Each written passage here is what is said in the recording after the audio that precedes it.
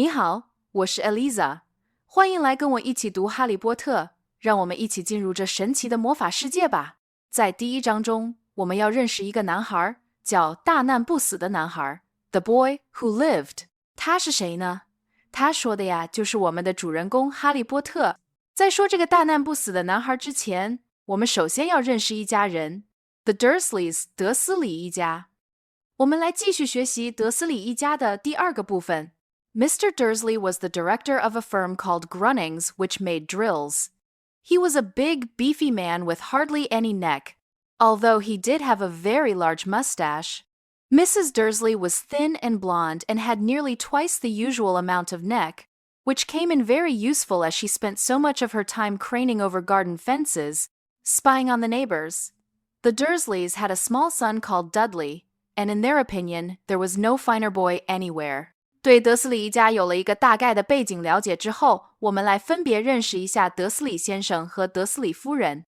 Mr. Dursley was the director of a firm. 德斯里先生还是不错的，他是一个公司的主管。注意 director 就是主管的意思。德斯里先生是一个公司的主管，这个公司的名字叫 Grunnings。这家公司是干什么的呢？ Which made drills 是做钻机的，生产钻机的。好了，现在对德斯里先生有了一个感觉，他在一家名叫格朗宁的公司做主管，这家公司生产钻机。那他到底长什么样子呢？往后看 ，He was a big beefy man。首先有一段形容词修饰他，叫 big、beefy、beef， 我们认识呀，牛肉的意思。而 beefy 就是给 beef 加上 y 变成一个形容词，在这儿其实就是大块头的意思。而他除了自己块头比较大之外，还有另外一个形象 with hardly any neck， 就是几乎没有脖子。好吧，你会发现德斯里先生很大块头又几乎没有脖子。Although he did have a very large mustache， 但他确实有一个很大的胡子。所以德斯里先生长什么样子呢？德斯里先生高大魁梧，胖的几乎连脖子都没有，却蓄着一脸大胡子。看起来好像有点凶。那么 Mrs. Dursley 到底什么样子呢？ Mrs. Dursley was thin and blonde. Mrs. Dursley 不一样。首先，她就很瘦。第一个特征是 thin， 瘦。那第二个特征，她是 blonde， 就是金色头发的意思。说金色头发的时候，大家千万不要说 gold。一般说她很白皙，头发又是金黄色的，我们都用 blonde 就可以了。还特别的说了一下他的脖子 and had nearly twice the usual amount of neck。 德斯里夫人的脖子就非常了不起了，她的脖子是正常人的2倍那么长。脖子这么长干什么呢？德斯里夫人长了一个天鹅颈。天鹅颈除了好看还有什么用处呢？对于德斯里夫人来说，长脖子可有用了。我们往下看 which came in very useful， 特别有用。什么时候用呢？ As she spent so much of her time craning over garden fences，对于他花很多时间把头伸过篱笆，这时候就非常的有用。注意这里出现一个表达 spend time doing something， 就是花时间做什么事情。而这里的 doing 这个词叫 craning， 这个词是什么意思？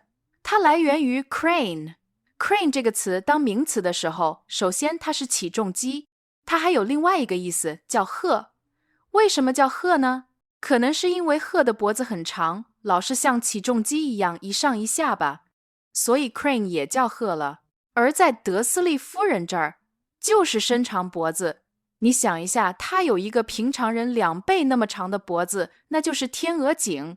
然后她伸着天鹅颈，就像起重机跟鹤的脖子一样的上下动。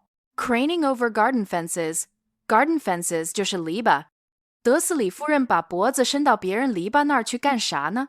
Spying on the neighbors， 原来她在窥探邻居的隐私。 Spy on 就是窥探的意思， Spy 这个词就是侦探的意思。